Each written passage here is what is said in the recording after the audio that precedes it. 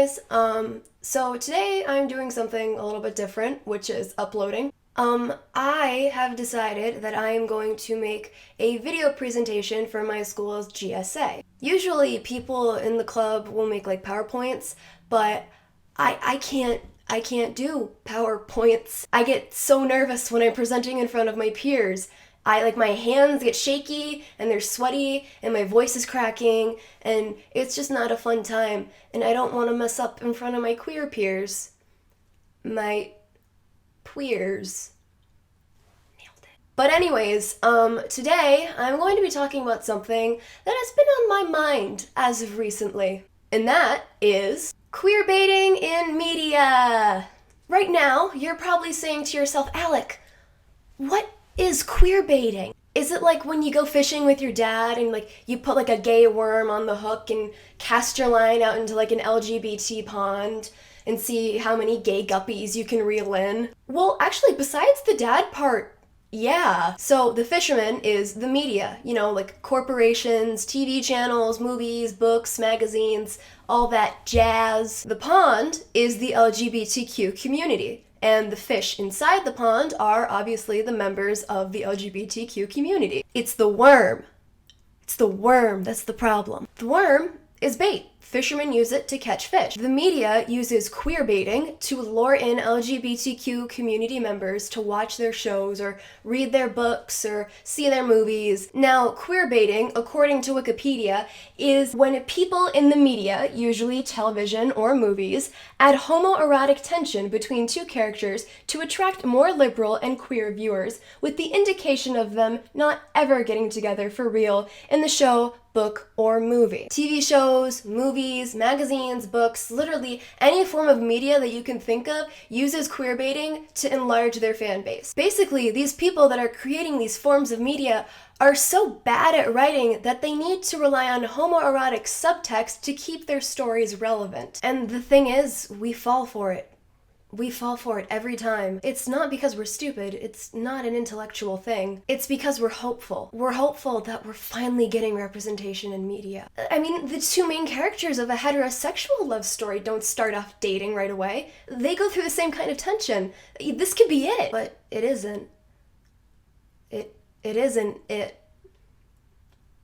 They never even planned for it to be it. Now, you're probably thinking, if they're so geared towards getting queer people to watch their shows, why don't they just, actually make them gay? Because, my dear friend, there are bigger demographics to fry. Yeah, sure, our LGBTQ pond is well in size, but it's nothing compared to the straight ocean. But Alex, some fish can actually be gay. It's a metaphor. According to a study conducted by the National Bureau of Economic Research, about 20% of the population is attracted to the same gender. However, in this study, 71% of participants were more likely to say it's okay to discriminate against lesbian, gay, or bisexual individuals. Fishermen go out on the ocean on double-decker ferries to catch these straight fish. They pay people to help them reel in these giant heterosexual tunas. They have all of these pretty lures that are flashy and attention-catching, and,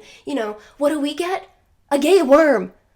The worm might not even be gay, we don't know. There's more fish to catch in the straight ocean.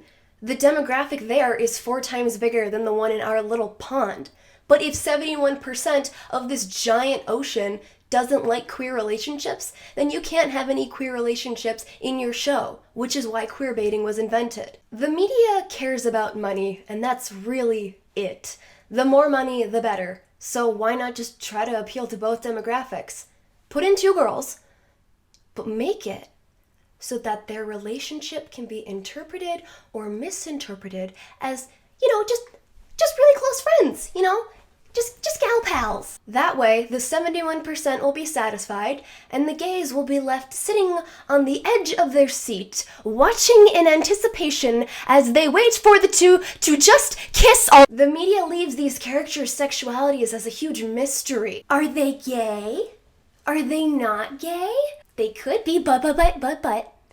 They also might not be, because there's a really cute boy in one of the girls' chemistry class. You're just gonna have to watch to find out if they're actually gay Our friend is queerbaiting. And then it never happens. She hooks up with the guy from chemistry, and the other girl moves to like some foreign country or something, anything, to get rid of the once prevalent low-key, but very high-key homosexual undertones. Now, okay, enough of me with my fishing metaphors. I sound like the dad from Cloudy with a Chance of Meatballs. I'm gonna show you guys some real-life examples of queerbaiting. The first example is Hannibal. In an interview, Brian Fuller, the creator of the hit TV series, stated that Will Graham is very definitely heterosexual. But that does not necessarily prevent us from a homoerotic subtext. You just admitted to queerbaiting. That's the definition. You go back in the video, look, that's word for word. That's what queerberries. New cereal. Also, this picture? Yes, that's very, very heterosexual. You know? It's just guys being dudes. What's better than this? It's not heterosexual. I'm joking. This is heterosexual. This?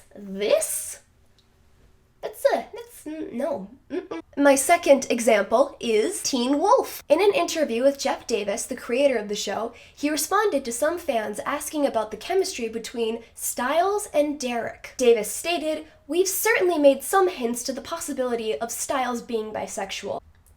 Hints. Clues, you know? Gotta do some sleuthing gotta find out. Someone call the Scooby Gang. They can solve this mystery. Hopefully. Okay. The next one is Supernatural. The real queerbaiting began when Castiel joined the crew. The relationship between Dean and Cass became much more important in seasons 8 and 9, where the views increased, as did the profit. Not only that, but the series is riddled with queer references, implying that he might be bisexual. In an interview with the executive producer Ben Edlund,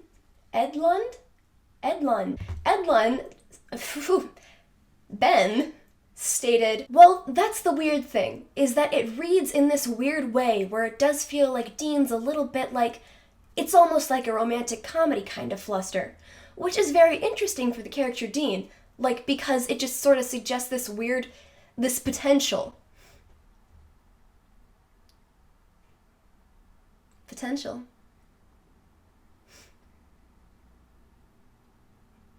There's potential." However, on the topic of Dean possibly being bisexual, the Warner Brothers executive Chad Kennedy tweeted, "I support the idea of bi-lead characters, but on this specific show, it is not our intention for these characters." And I can only imagine that he tweeted that from his brand new iPhone, from his lavish mansion, while he was laid across his imported love seat, dining on fine cheeses as he wears his finely tailored silken clothes. All of which he could afford, of course, because of the sudden peak in interest in Destiel, and a peak in his salary. And finally, BBC's own Sherlock Holmes.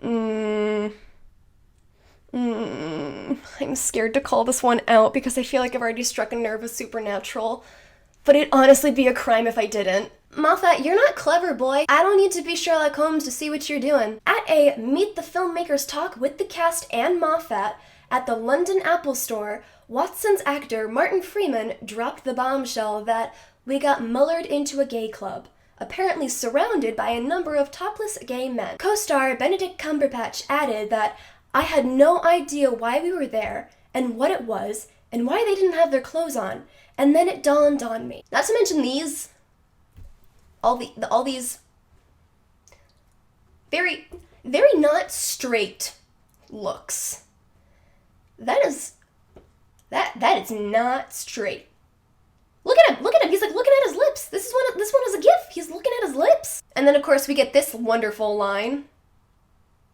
Moffat, you're not clever, boy. Of course, there's TV shows that actually depict real, healthy homosexual relationships, like Ruby and Sapphire from Steven Universe. Not only are they in a homosexual relationship, but they're also non-binary. There's also my two wonderful bisexual gals, Korra and Asami from Legend of Korra, which I miss so much. There's also Rick Sanchez from Rick and Morty. He's confirmed to be pansexual, but he's not in a relationship with anyone right now. Orange is the New Black.